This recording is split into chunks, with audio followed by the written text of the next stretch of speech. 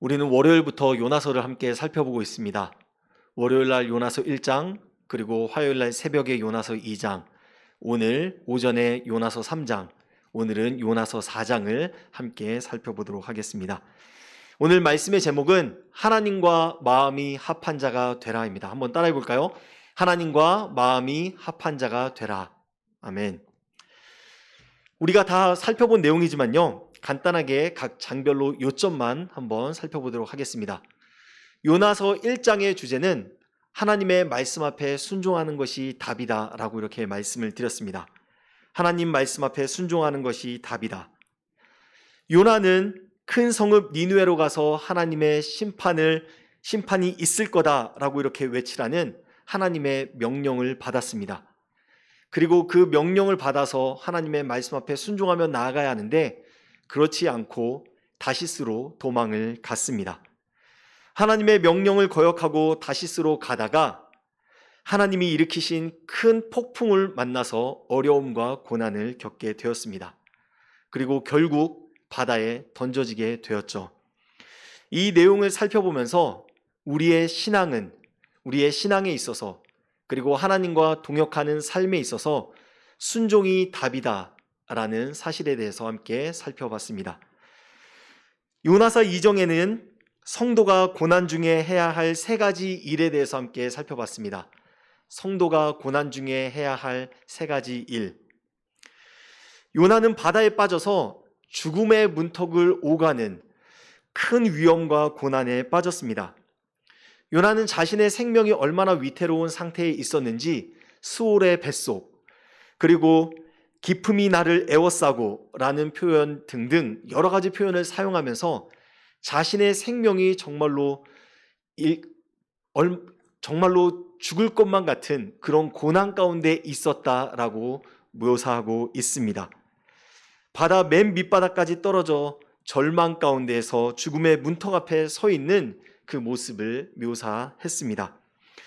그때 요나가 행한 것이 바로 세 가지인데요. 앞에 보시는 것과 같이 기도, 말씀, 하나님의 임재를 사모했습니다. 요나는 바다 깊숙한 곳에서, 그리고 물고기 뱃속에서 하나님 앞에 부르짖으며 기도했습니다. 하나님 앞에 부르짖으며 그렇게 기도했을 때 하나님께서는 요나의 기도를 외면치 않으시고 들으시고 응답하셨습니다. 요나가 불순종하여서 어려움 가운데 처했지만 그의 부르짖는 그 기도를 외면치 않으시고 들으셨습니다. 요나가 고난 중에 행한 두 번째 일은 감사였습니다.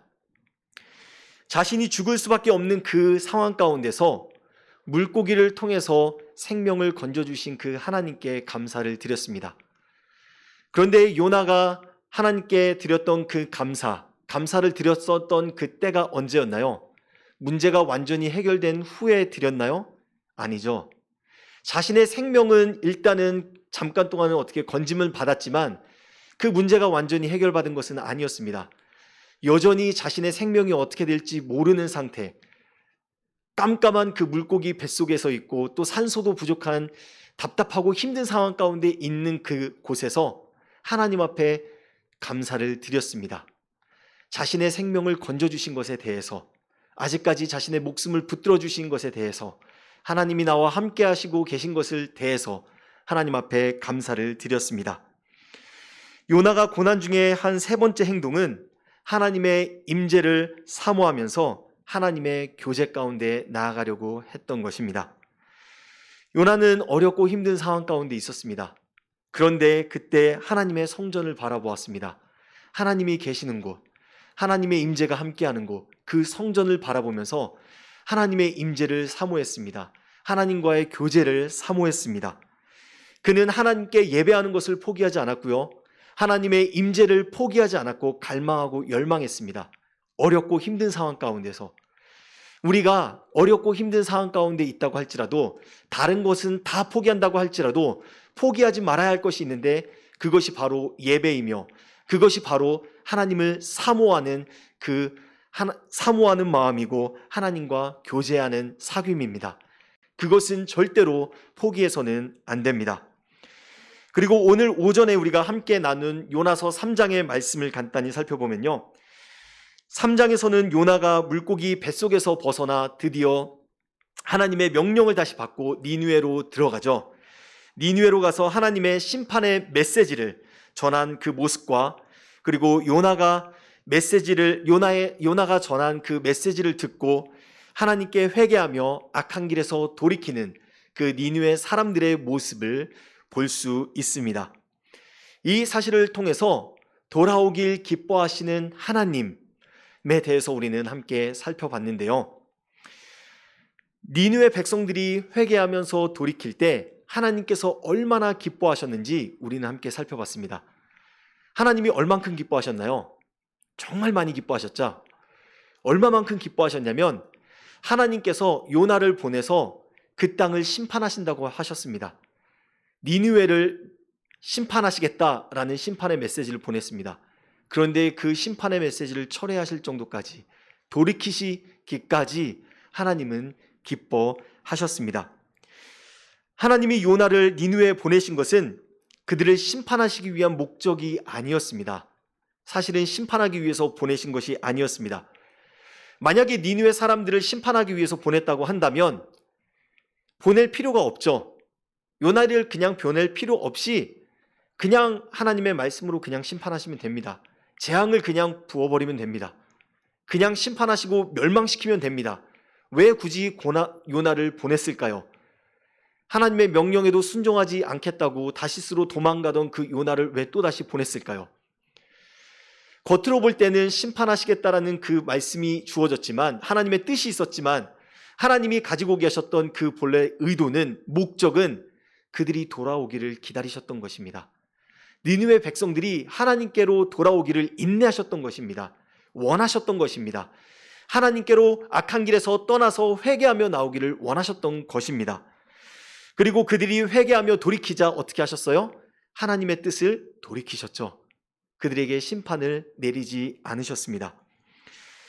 오늘은 요나서 4장을 살펴보도록 하겠습니다. 요나서 4장의 모습을 보면요, 심통이 나고 화가 난 요나의 모습을 살펴볼 수 있습니다. 막 심통이 나서 화가 났어요, 요나가. 그리고 그 화를 참지 못하고 하나님께 불만을 토합니다.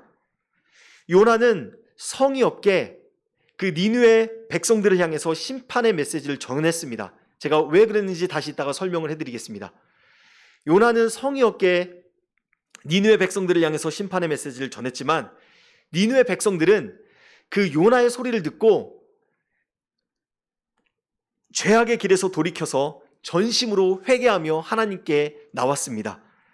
그러자 하나님께서는 니느웨를 향해서 심판하시겠다는 그분의 뜻을 돌이키셨습니다. 거두셨습니다. 그리고 요나는 그 모습을 보고 성내며 하나님께 화를 냈습니다. 화가 나서 하나님께 불평을 하며 드렸던 그 기도가 2절의 내용입니다. 2절을 같이 한번 읽어볼까요? 같이 함께 읽도록 하겠습니다. 시작. 여호와께 기도하여 이르되, 여호와여, 내가 고국에 있을 때에 이러하겠다고 말씀하지 아니하였나이까? 그러므로 내가 빨리 다시스로 도망하였사오니 주께서는 은혜로우시며 자비로우시며 노하기를 더디하시며 인애가 크시사 뜻을 돌이켜 재앙을 내리지 아니하시는 하나님이신 줄을 내가 알았음이니이다. 요나의 말투가 어때요? 주께서는 은혜로우시며 자비로우시며 노하기를 더디하시며 인애가 크시사 뜻을 돌이켜 재앙을 내리지 아니하시는 하나님인 줄 내가 알았다라고 이렇게 말을 하는데, 요나의 말투가 어때요? 약간 좀 비꼬는 듯한 그런 말투죠. 속이 상하다라는 그런 말투예요. 정말로 하나님이 은혜로우시고 자비로우시고 노하기를 더디하시는 분이신지 알긴 알겠는데 마땅하지 않다라는 거예요. 못마땅하다라는 말투로 이렇게 이야기를 하고 있죠. 이 구절을 보면 또 요나가 이렇게 이야기합니다. 요나는 이미 니느웨 백성들이 회개해서 하나님께로 돌아올 것을 알고 있었다라는 투로 이야기를 합니다. 왜냐하면 하나님이 은혜로우시고 자비로우시고 노하기를 더디하시며 인애가 크다라고 이렇게 크기 때문에 니느웨를 심판하지 않을 거다라고 요나가 생각했다는 것입니다. 그래서 요나가 하나님의 명령을 듣고 빨리 다시스로 도망갔다, 하나님의 얼굴을 피했다라고 이렇게 말하고 있습니다. 이렇게 말하면서 그의 마음은 뭐예요? 나 자신은 화가 나서 미치겠습니다 라고 이야기를 하는 거예요. 내 속마음은 니느웨 백성들이 돌이킨 것을 보니까 정말 화가 나서 미치겠습니다 라고 말하고 있는 거예요. 그러면서 뭐라고 말을 해요? 하나님, 내가 화가 나서 미치겠으니까 이제 내 생명을 걷어주세요. 내가 사는 것보다 죽는 게 더 낫겠습니다 라고 말하는 거예요. 왜 그랬어요? 자신의 뜻대로 이루어지지 않았다고요. 내 생각대로 하나님이 일하시지 않았다고. 내 생각대로 하나님이 움직여주시지 않았다고. 하나님의 뜻을 하나님이 그대로 이루셨다고. 내가 예상은 했었는데 하나님이 내 예상대로 그렇게 했다고. 내 뜻대로 내 마음을 알아주지 않고 니느웨 백성들을 용서해줬다고. 그래서 마음이 토라지고 화가 난 거예요. 하나님 앞에 불평을 하는 거예요. 그러면서 요나는 어떻게 해요? 이렇게 불평하면서 성읍 밖으로 휙 나가버려요. 어떻게 해요? 휙 나가버려요. 그리고 자신을 위해서 초막을 짓고 니느웨 성읍에 어떤 일이 일어나는지 지켜봐요. 그런데 하나님께서는 어떻게 하시냐면요, 이런 요나에게 박넝쿨을 예비해 주세요. 이런 요나에게, 하나님에게 불평을 하며 하나님에게 화를 내는 요나에게, 성을 내는 요나에게 박넝쿨을 예비해 주세요. 그늘을 만들어서 요나가 뜨거운 햇빛을 피할 수 있도록 해주세요. 그리고 요나는 그 박넝쿨로 말미암아서 어떻게 해요? 크게 기뻐하였더라 라고 말하고 있어요. 너무나 좋았대요. 하지만 그 이튿날 새벽에 하나님이 이번에는 벌레를 예비하세요. 벌레를 예비하셔서 요나가 기뻐했던 그 박넝쿨을 다 갉아먹게 하십니다. 갉아먹게 하시고, 그리고 나서 하나님께서는 이번에 또 뜨거운 동풍을 예비하십니다. 동풍을 예비해서 요나가 뜨거워서 견디지 못할 상황 가운데 몰아 넣으십니다. 그러자 요나는 또 이렇게 이야기합니다. 화를 내면서 내가 사는 것보다 죽는 것이 낫습니다. 하나님, 더 이상 살기 싫습니다. 내가 사는 것보다 죽는 것이 더 나아요 라고 이렇게 하나님께 성을 내며 말합니다. 그러자 하나님이 이 사건을 통해서 요나에게 가르쳐 주시고자 하는 그 메시지를 드디어 드러내십니다. 짜잔 하고 드러내시는데, 그 말씀이 바로 10절과 11절 말씀에 있습니다. 그 10절과 11절 말씀을 같이 함께 읽도록 하겠습니다. 여호와께서 이르시되 내가 수고도 아니하고 재배도 아니하였고 하룻밤에 났다가 하룻밤에 말라버린 이 박넝쿨을 아꼈거든. 하물며 이 큰 성읍 니느웨에는 좌우를 분별하지 못하는 자가 12만여 명이요 가축도 많이 있나니 내가 어찌 아끼지 아니하겠느냐 하시니라. 아멘. 그러면서 아마 4절의 말씀이 또 생략이 된 것 같아요. 네가 이렇게 화를 내는 것이 옳으냐라고 하나님께서 말씀하시지 않았을까 생각이 돼요. 이렇게 옳으냐라고 하면서 그 말씀이 물음으로 끝나죠. 아마 이것이 또 우리에게 질문하는 것 같은 그런 느낌을 줍니다. 자, 우리 같이 함께 찬양 한 곡 듣고 계속 말씀을 드릴까요? 주와 같이 길 가는 것, 같이 함께 찬양하겠습니다.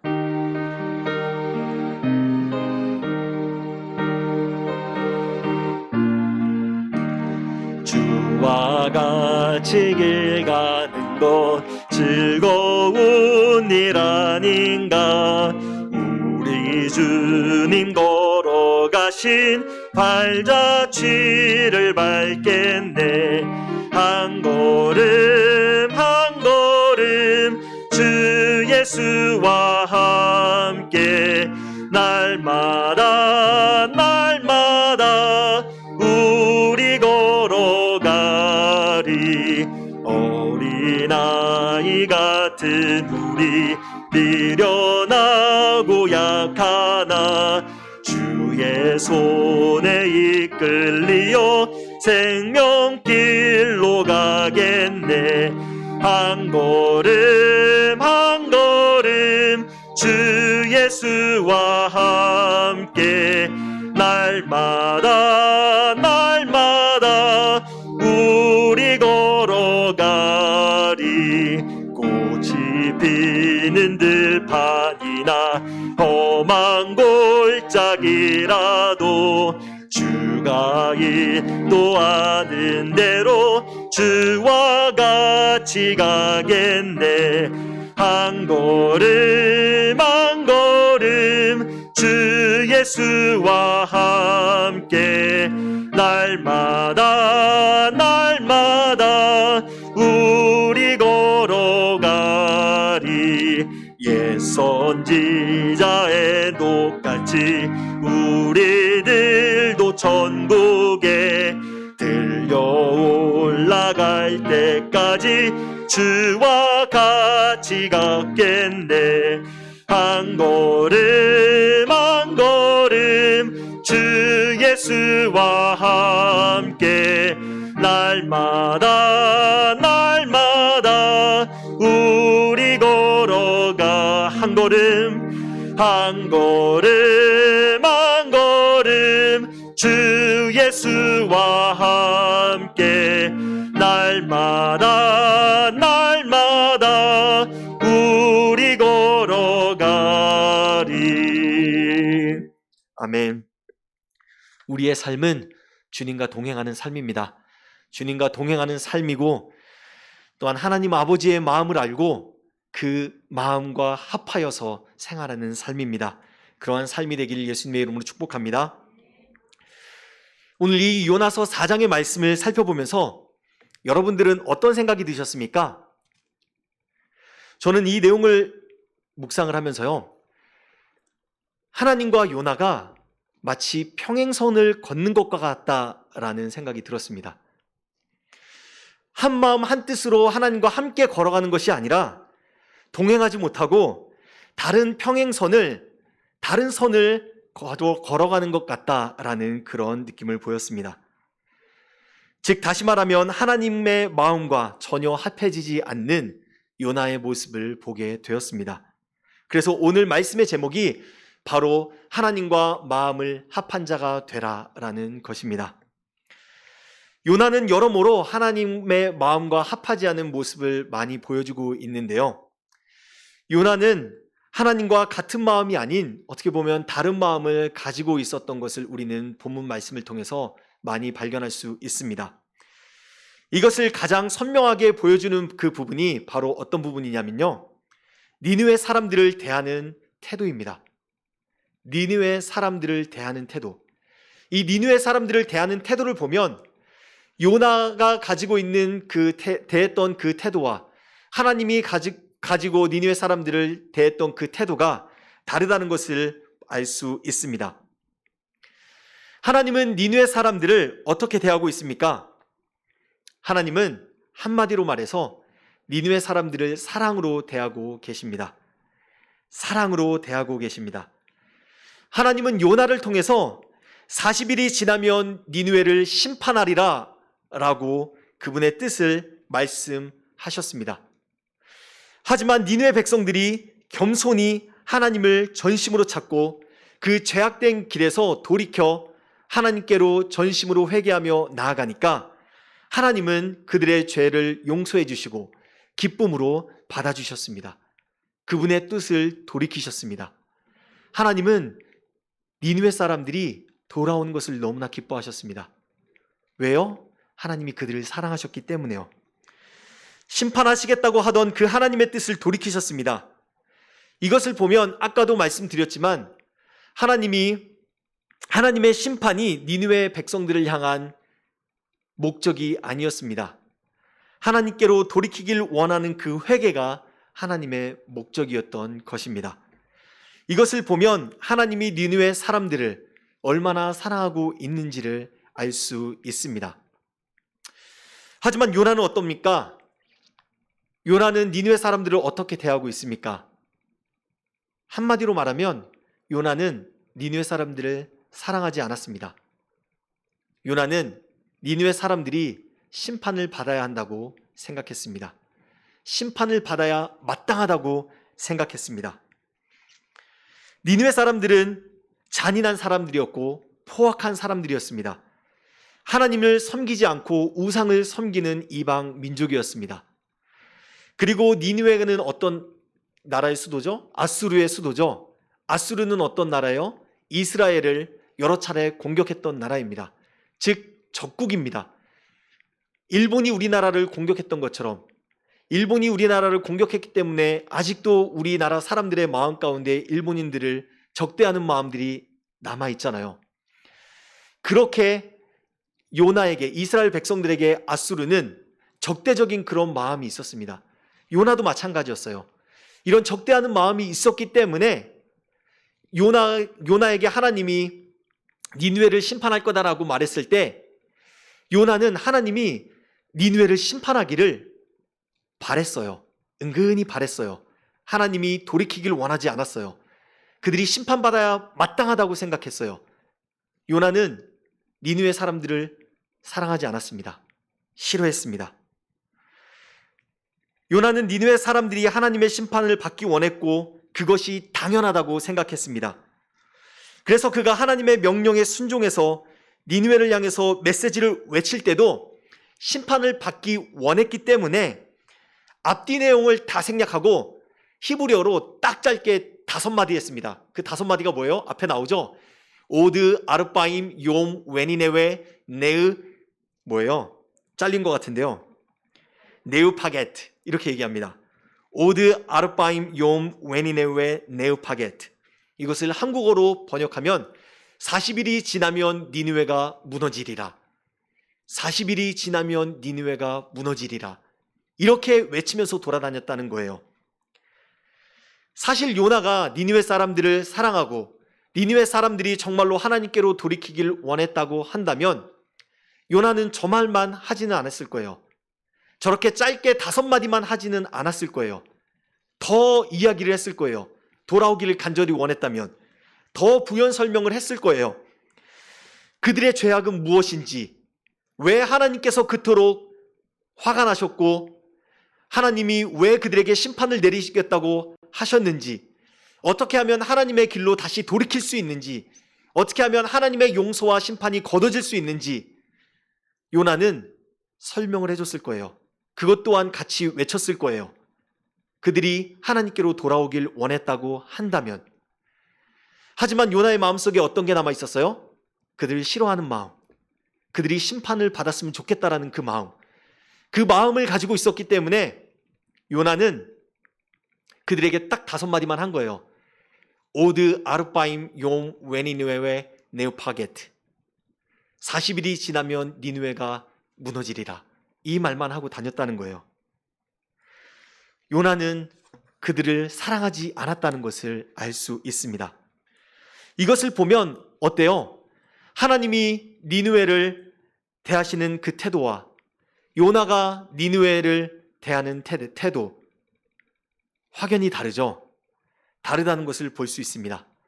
즉 요나와 하나님과 그 마음이 합해지지 않는 모습을 볼 수가 있습니다. 하나님의 마음과 요나의 마음이 다르다는 것을 보여주는 또 다른 예는 니느웨 사람들이 하나님께로 돌이켰을 때의 반응을 보면 알 수 있습니다. 니느웨 사람들이 하나님께 돌이킨 그 반응. 하나님은 어떠셨나요? 니느웨 사람들이 하나님께 나아와 굵은 베옷을 입고 죄를 뒤집어 쓰고 금식하며 자신들의 죄악을 하나님께 고백하고 그 악한 길에서 돌이켜 하나님께로 나아왔을 때 하나님은 어떻게 하셨나요? 기뻐하셨죠. 그들을 용서하셨죠. 받아주셨죠. 은혜를 주셨습니다. 하나님의 뜻을 돌이킬 만큼 기뻐하셨습니다. 하지만 니느웨 사람들이 하나님께로 돌이켰을 때 요나의 반응은 어땠나요? 하나님을 실망시키기에 충분했죠. 요나는 화를 냈습니다. 성을 냈습니다. 분내했습니다. 그것도 하나님께 그 불평을 토해냈습니다. 그들이 하나님께로 돌이키고 하나님의 심판을 거둔 것을 매우 싫어했습니다. 그냥 싫어한 것이 아니라 매우 싫어했습니다. 4장 1절에서 말하고 있죠. 요나가 매우 싫어하고 성내며, 요나가 매우 싫어하고 성내며. 하나님은 기뻐하시는데 요나는 어때요? 매우 싫어하였더라. 화를 내고 있습니다. 그리고 하나님께는 또 이렇게 얘기합니다. 내가 화를 내는 것이 옳습니다 라고 말합니다. 하나님이 틀렸고 내가 화는 내는 거 옳아요. 내가 옳아요 라고 그렇게 이야기를 하고 있습니다. 그런데 하나님은 요나가 이렇게 반응을 하잖아요. 어떻게 보면 인간적으로 말하면, 조금 직설적으로 말하면 싸가지 없게 얘기하잖아요. 싸가지 없게 얘기를 하는데 하나님은 그 요나를 벌을 주지 않으십니다. 벌을 주지 않고 요나에게 어떠한 가르침을 주십니다. 이 가르침 속에서도 하나님의 관심과 아끼는 것, 그리고 요나가 관심을 갖고 아끼는 것, 이것이 서로 확연히 다르다는 것을 또 볼 수가 있습니다. 아까 설명을 해드렸던 것 같이 하나님은 박넝쿨을 예비하셨습니다. 그리고 요나에게 햇빛을 가릴 수 있도록 그늘을 만들어 주었습니다. 그리고 그 박넝쿨로 인해서 요나는 크게 기뻐했죠. 하지만 그 이튿날 하나님은 벌레를 예비하셨고 박넝쿨을 다 갉아먹게 하셨고, 그리고 뜨거운 동풍을 보내주셨습니다. 그러자 요나는 뜨거워 죽겠다고 하나님 앞에 불평을 합니다. 불만을 합니다. 그리고 하나님께서 요나에게 이렇게 말씀하십니다. 아까도 이야기했죠? 아까도 읽었지만 다시 한번 읽도록 하겠습니다. 같이 함께 읽도록 하겠습니다. 시작. 여호와께서 이르시되 내가 수고도 아니하였고 재배도 아니하였고 하룻밤에 났다가 하룻밤에 말라버린 이 박넝쿨을 아꼈거든. 하물며 이 큰 성읍 니느웨에는 좌우를 분별하지 못하는 자가 12만여 명이요 가축도 많이 있나니 내가 어찌 아끼지 아니하느냐 하시니라. 아멘. 얼마라고요? 좌우를 분별하지 못하는 자가 12만여 명. 한두 명이 아니라 어마어마한 숫자잖아요. 이 구절을 보면 하나님의 관심은 어디에 있습니까? 하나님은 무엇을 아끼고 계십니까? 하나님의 시선과 하나님의 마음과 하나님의 눈은 어디를 향하고 있습니까? 좌우를 분별하지 못하는 12만여 명의 니느웨 사람들을 향하고 있습니다. 그리고 그 수많은 가축들을 향하고 있습니다. 하나님의 눈이 어디를 향한다고요? 하나님의 마음이 어디를 향한다고요? 하나님의 시선이 좌우를 분별하지 못하는 12만여 명의 니느웨 사람들을 향하고 있다고요. 하나님은 그들에게 관심을 가지고 있었고 그들을 아끼셨고 그들을 사랑하셨습니다. 하지만 요나의 관심은 어디에 있습니까? 요나의 관심은 박넝쿨에 있었습니다. 요나의 또 기쁨은 어디에 있었습니까? 요나의 기쁨도 박넝쿨에 있었습니다. 이것은 박넝쿨을 말하긴 하지만 더 직설적으로 더 근본적인 부분을 바라보면서 표현을 하자면 요나 자신의 편의와 안락함을 기뻐했다는 것입니다. 요나 자신의 편의와 안락함에 관심을 가지고 있었고 그것이 주어졌을 때 자신이 기뻐했다는 것입니다. 자신의 편의와 안락함으로 요나는 기뻐했습니다. 하지만 자신의 편의와 안락함이 무너지니까 어떻게 해요? 하나님께 불평을 하죠. 내가 사는 것보다 죽는 것이 더 낫습니다 라고 하나님께 말하면서 하나님께 불평과 불만을 토로합니다. 요나의 관심은 그의 편의와 안락함에 있었습니다.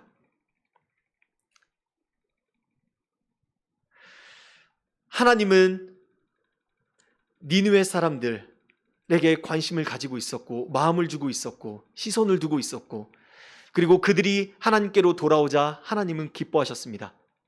그런데 요나는 그 하나님께서 행하신 그 일을 보고 함께 기뻐하지 못했습니다. 하나님께서 행하신 그 일을 보고 오히려 어떻게 반응을 해요? 화내고 불평을 하며 성을 내죠. 하나님과 같은 마음을 가지고 있지 않았습니다. 이렇게 요나는 하나님의 마음을 알지도 못했고 평행선을 걸어갔습니다. 우리는 어떤가요? 우리의 삶은 요나와 다른가요? 하나님이 행하시는 그 일, 하나님이 관심을 가지고 있는 그 일에 여러분의 시선이 함께하고 있습니까? 여러분의 마음이 함께하고 있습니까? 여러분의 삶이 함께하고 있습니까? 아니면 하나님이 관심을 갖고 하나님이 행하시는 그 일은 우리의 관심 바뀝니까? 무관심에 있습니까? 하나님이 행하시는 그 일에는 관심이 없고 혹시 나의 안락과 편의만 추구하는 모습은 없습니까? 요나처럼. 요나라는 인물은 사실 아주 멀리에 있지 않습니다. 요나의 모습은 우리의 모습 속에서도 너무나 자주 발견할 수 있습니다. 그렇다면 요나는 왜 하나님의 마음과 합하지 못했을까요? 요나가 왜 하나님의 마음과 합하지 못했을까요? 한마디로 말하면 자신의 고집과 아집, 그리고 편견에 사로잡혀 있었기 때문입니다. 요나 자신의 고집과 아집, 그리고 편견에 사로잡혀 있었기 때문입니다. 그리고 그가 가지고 있던 그 이기심을 포기할 수 없었기 때문입니다. 그의 고집과 이기심으로 하나님과 한 마음 한 뜻으로 걸어갈 수 없었다는 것입니다. 요나는 자기 자신의 고집과 아집에 사로잡혀서 하나님이 행하신 그 일을 보면서도 함께 기뻐하지 못했습니다. 하나님이 행하시는 그 일을 보면 우리는 어떻게 해야 하나요? 하나님의 자녀로서, 그리고 하나님을 따르는 자로서 하나님이 행하시는 그 일을 보고 온 삶으로 동참해야 합니다. 그것이 우리의 자세가 되어야 합니다. 우리의 삶이 되어야 합니다. 하나님을 사랑하고 하나님을 알기를 추구하고, 그리고 하나님이 동참하시는 그 일 가운데 우리의 온 삶을 다하여 함께 동참하는 것, 이것이 우리의 신앙의 본질입니다. 이것이 우리의 신앙의 핵심입니다. 하나님이 행하시는 그 일 가운데 우리가 우리의 삶을 다하여서 동참을 하면요, 하나님은 우리를 보고 기뻐하십니다. 그리고 우리는 하나님이 기뻐하시는 그 모습을 보고 또 함께 기뻐합니다. 하나님이 기뻐하시는 그 기쁨을 함께 나누며 기뻐합니다. 우리도 그 기쁨을 하나님과 함께 누리게 된다는 것입니다. 하지만 우리가 하나님의 일에 동참할 때요, 자기 자신의 고집과 아집에 사로잡혀서 기쁨으로 행하지 않는다면 우리는 하나님과 함께 그 기쁨을 누릴 수가 없습니다. 딴소리만 하게 됩니다. 마치 요나처럼요. 요나가 바로 그랬습니다. 요나는 하나님의 일에 동참했죠. 동참했습니다. 그런데 자기 자신의 고집과 아집을 포기하지 않았습니다. 끝까지 붙잡고 있었습니다. 하나님은 틀렸고 내가 옳았습니다 라고 끝까지 했습니다. 자기 자신의 생각이 옳다고 끝까지 주장했습니다. 그리고 하나님께서 행하신 그 일을 봤습니다. 하나님께서 놀라운 일을 행하셨죠. 니느웨 사람들이 하나님께 돌아와서 죄를 뒤집어쓰고 하나님께 회개하며 하나님의 길로 돌이켰습니다. 한두 명이 돌이킨 것이 아니라 국가 전체가 돌이켰습니다. 그 도시 전체가, 성읍 전체가 돌이켰습니다. 어마어마한 일이죠. 그렇게 크신 하나님께서 행하신 일을 보았음에도 불구하고 요나는 어땠나요? 기뻐하지 않았습니다. 그에게는 하나님이 행하시는 일을 보고 그 안에는 기쁨이 전혀 없었습니다. 오히려 화가 있었습니다. 하나님이 행하시는 그 기쁨을, 하나님이 가지고 있는 그 기쁨을 함께 나누지 못했습니다. 오히려 끝까지 자신이 옳다고 주장했고 니느웨 사람들은 여전히 심판을 받아야 한다고 그렇게 말했습니다. 그렇다면 우리가 고집과 아집을 버리지 않고 편견에 사로잡혀 있으면 어떻게 될까요? 우리가 끝까지 내가 옳다, 하나님은 틀리고 내가 옳습니다 라고 생각하면서 끝까지 고집을 가지고 내 생각을 포기하지 않고 편견에 사로잡혀서 생활을 하면 어떻게 될까요? 우리는 하나님의 사랑을 흘러보낼 수 없습니다. 한번 따라해 볼까요? 하나님의 사랑을 흘러보낼 수 없습니다. 하나님의 사랑을 흘러보낼 수 없습니다. 네, 이 말은 무엇이냐면 하나님의 사명을 감당할 수 없다는 말과도 같습니다. 하나님의 사랑을 흘러보낼 수 없고요, 하나님의 사명도 감당할 수 없습니다. 하나님께서는 우리에게 수많은 관계들을 허락하여 주셨죠. 우리에게 가족이라는 관계를 허락해 주셨고요, 남편과 아내, 그리고 자녀, 부모, 형제, 자매, 친척, 그리고 이웃, 회사 동료, 수많은 관계들을 허락해 주셨습니다. 그리고 그 관계를 통해서 하나님의 일을 이루기 원하십니다. 그 관계를 하나님께서는 우리에게 그냥 허락해 주신 것이 아니라요, 하나님의 뜻을 이루시기 위해서 우리에게 관계를 허락해 주셨습니다. 우리가 맺고 있는 그 관계에는 목적이 있습니다. 뭐가 있다고요? 목적. 우리가 맺고 있는 관계 속에는 우연이라는 것은 없습니다. 우리의 인생은 우연이 아닙니다. 하나님께서 허락하신 목적이 있습니다. 우리가 가지고 있는 그 관계를 통해서 하나님이 이루시고자 하는 뜻이 있고 목적이 있습니다. 그 관계를 통해서 1차적으로 우리에게 하나님의 사랑을 흘러보내길 원하십니다. 즉 복음을 흘러내보내길 원하십니다. 우리가 그 관계를 통해서 축복의 통로가 되기를 원하십니다. 사랑이라는 물길을, 관계를 통해서 하나님의 사랑과 복음의 소식을 흘러보내길 원하십니다. 하나님은 나를 사랑하는 것만큼 다른 사람들도 사랑하십니다. 하나님은 나를 사랑하는 것만큼 다른 사람들도 사랑하십니다. 나만 사랑하고 다른 사람은 사랑하지 않는다 라고 이렇게 생각해서는 안 됩니다. 그렇게 편협적으로 생각해서는 안 됩니다. 요나가 그렇게 편협적으로 생각했고요, 이스라엘 백성들이 그렇게 편협하게 생각을 했습니다. 하나님이 나만 사랑해서는 나만 사랑한다라고 이렇게 편견을 가져서는 안 됩니다. 하나님이 나만 사랑한다고 생각한다면, 그래서 다른 사람들은 사랑하지 않는다라고 생각한다면, 우리는 다른 사람들에게 그리스도의 복음을, 하나님의 사랑을 흘러보내야 된다라는 그런 필요성과 그런 중요성을 알지 못할 것입니다. 깨닫지 못할 것입니다. 그 복음이 필요 없다라고 생각된다면, 그 중요성을 깨닫지 못한다면 어떻게 할까요? 우리는 편안한 생활 가운데 안주하겠죠. 하나님의 사랑을 흘러보내지 않겠죠. 왜 내가 굳이 모르는 사람들에게, 아니면 아는 사람들에게 복음을 전하다가 욕을 먹고 따가운 시선을 받아야 하나요? 내가 그냥 편안한 생활만 할 수 있잖아요. 하나님이 나만 사랑한다고 하고 그들은 이미 저주받았고 그들은 하나님이 사랑하지 않는다라고 생각한다면, 그들에게 복음을 전해야 된다라는 필요성을 알지 못한다고 한다면, 그들에게 내가 굳이 손해보면서까지 복음을 전할 필요가 없다고 생각할 거 아니에요. 우리는 하나님이 나만 사랑하신다라고 생각해서는 안 됩니다. 누구도 사랑한다고요? 내 옆에 있는 사람도, 나의 가족도, 나의 남편과 나의 아내와 나의 자녀와 나의 부모와 형제자매, 그리고 이웃과 친구와 회사 동료들, 모든 사람들을 사랑하신다고 그렇게 생각해야 합니다. 그 하나님의 사랑을 온전히 깨달을 때 우리는 우리가 맺고 있는 그 관계가 복음을 흘러보내는 물길이 되어서, 통로가 되어서 하나님의 사랑을 흘러보낼 수 있습니다. 이스라엘 백성들 한번 생각해 봅시다. 이스라엘 백성들 한번 생각해 보면요, 이스라엘 백성들이 자신들의 고집과 아집을 버리지 못했기 때문에, 편견에 사로잡혀 있었기 때문에, 자신들만 하나님이 사랑한다라고 생각했기 때문에 하나님의 말씀에 불순종하며 하나님의 뜻을 이루지 못했습니다.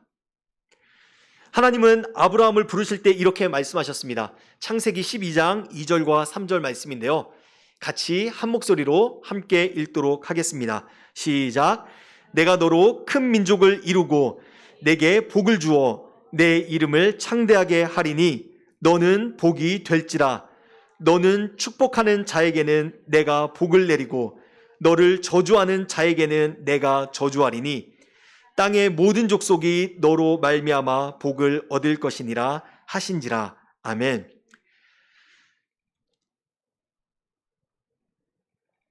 너는 복이 될지라.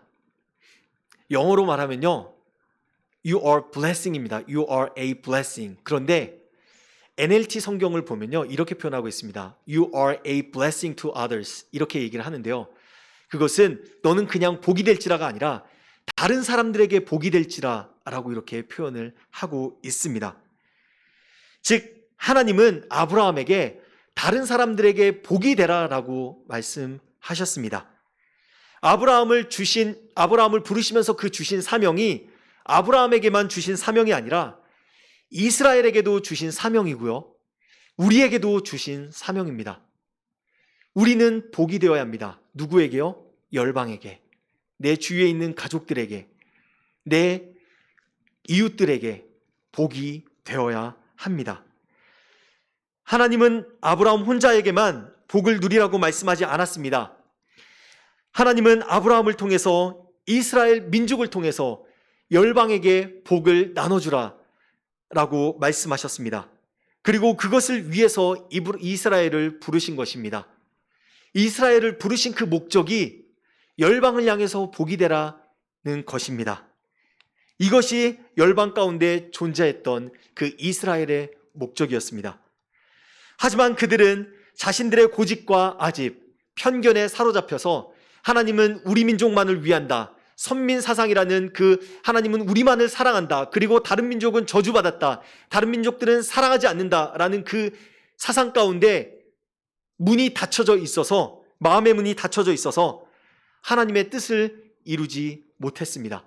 그래서 예수님께서 이 땅에 오셨고 예수님께서 그 뜻을 이루어 주셨습니다. 그들은 선민의식에 사로잡혀서 자기 자신들만 복을 누리려고 했습니다. 그 복을 흘러보내려고 하지 않았습니다. 나누려고 하지 않았습니다. 그 필요성을 전혀 보지 못했습니다. 이방 민족들에게, 열방에게 하나님의 사랑을 흘러보내지 않았습니다. 이것을 보면 무엇을 알 수 있습니까?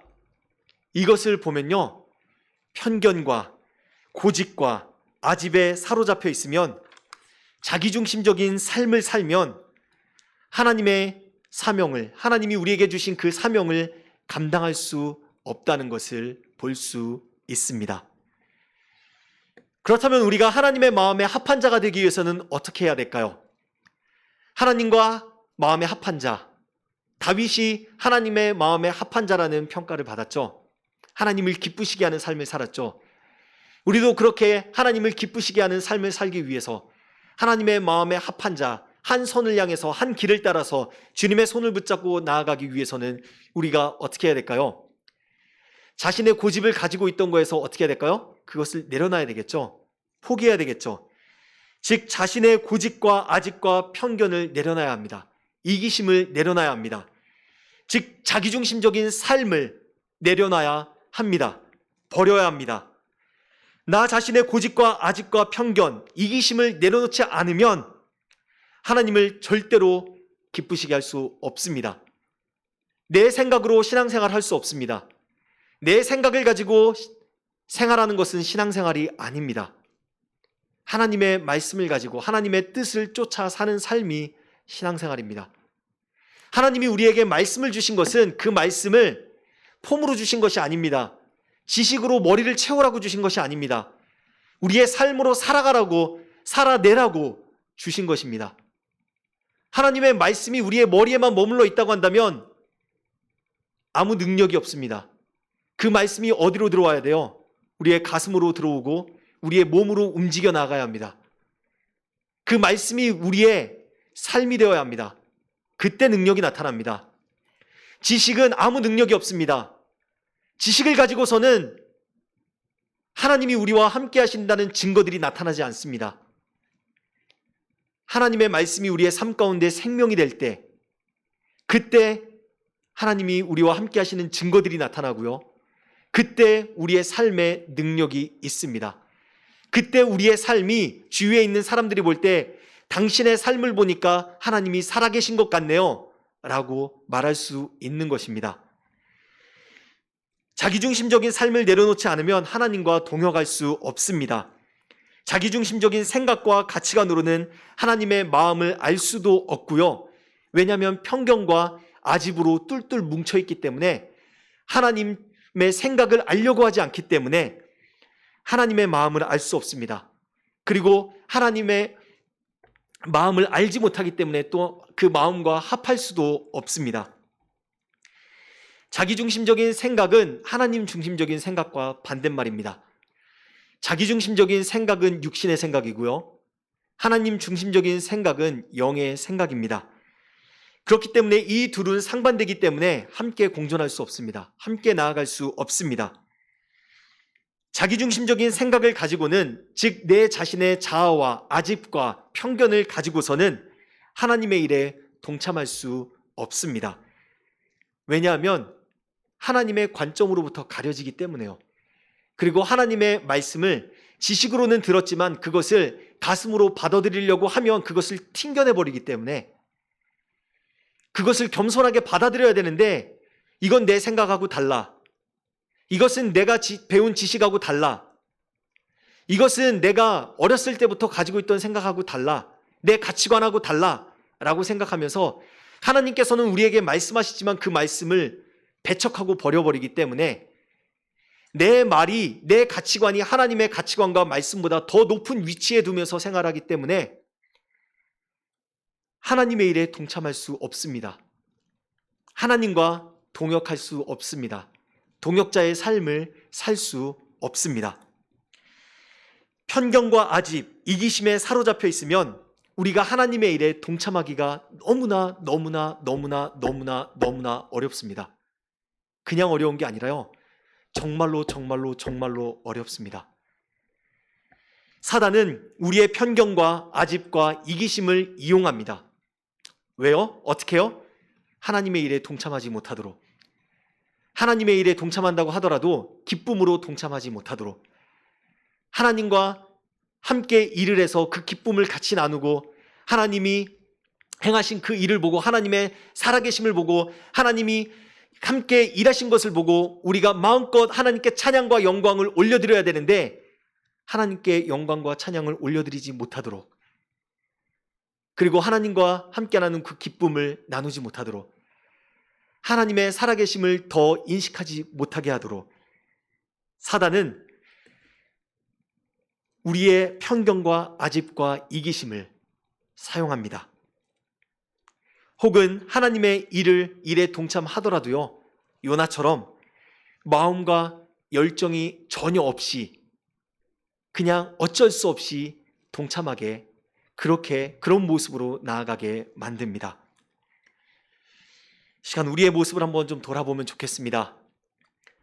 하나님에 대한, 교회에 대한, 신앙에 대한 나의 생각과 맞지 않는다고 해서 배척하고 반대하는 부분들은 없는지, 내가 하나님에 대한, 교회에 대한, 신앙에 대한 어떠한 편견과 아집과 고집 가운데 이렇게 사로잡혀 있지는 않은지 한번 좀 돌아보면 좋겠습니다. 하나님께서는 분명히 좋아하시는 일인데, 기뻐하시는 일인데, 우리가 행하고 있는 일이 분명히 기뻐하시는 일인데 나의 마음속에서는 그것을 받아들이지 못하고 싫어하고 배척하지는 않는지, 내 마음이 받아들이지 못하지는 않는지 한번 좀 돌아보면 좋겠습니다. 만약에 그런 마음이 있다고 한다면 우리는 제거해야 합니다. 어떻게 해야 된다고요? 제거해야 합니다. 없애버려야 합니다. 싹을 잘라버려야 합니다. 그것들은 하나님의 마음과 합하게 하는 데 있어서 장애물입니다. 하나님의 일에 동역하지 못하게 하는 장애물입니다. 방해물이고요.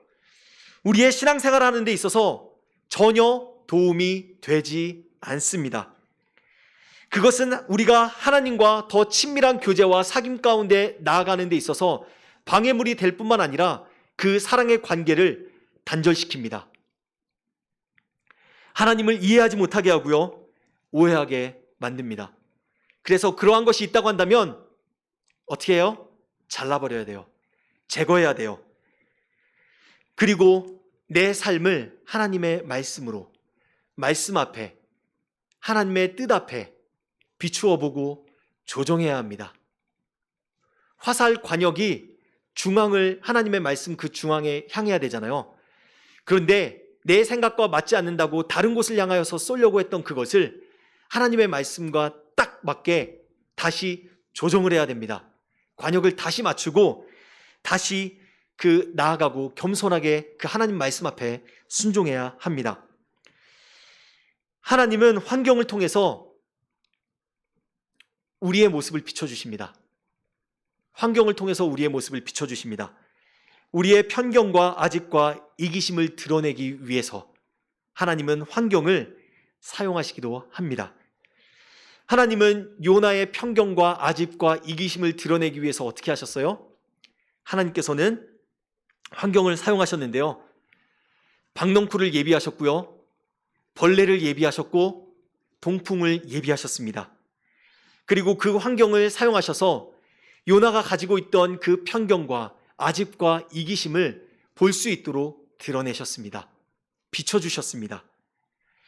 하나님은 우리에게도 우리가 처하고 있는 그 환경을 통해서 우리의 잘못된 모습 혹은 삶에 조정되어져야 하는 그런 부분들을 보여주십니다. 비춰주십니다. 하나님이 우리에게 말씀하시면, 그리고 그 잘못된 부분들을 비춰주시면 우리는 어떻게 해야 돼요? 겸손하게 그 말씀 앞에 무릎 꿇고 나와 회개하면서 우리의 삶을 조정해야 합니다. 그리고 순종해야 합니다. 우리의 편견과 아집과 이기심을 내려놔야 합니다. 그럴 때 우리의 신앙이 한 단계 더 성장할 수 있고요. 그럴 때 우리의 삶이 복된 삶이 될 수 있습니다. 저는 오늘 예배를 드리고 있는 모든 사람들, 우리 현장에서 그리고 또 인터넷으로 예배드리는 모든 사람들이 우리 하나님 아버지의 마음으로 충만케 되기를 예수님의 이름으로 축복합니다. 하나님의 아버지의 마음을 알기를 예수님의 이름으로 축복합니다. 하나님 아버지의 마음을 아는 것에서 그치는 것이 아니라 그 마음을 알고 우리의 온 삶을 다하여 함께 동참하는 자들이 되기를 원합니다. 하나님의 뜻이 나의 뜻이 되고, 하나님의 마음이 나의 마음이 되고, 하나님의 일이 나의 일이 되고, 하나님의 열정이 나의 열정이 되길 원합니다. 하나님 아버지의 마음을 알아 하나님과 동역하는 자, 하나님의 마음에 합한 자가 되기를 예수님의 이름으로 축복합니다.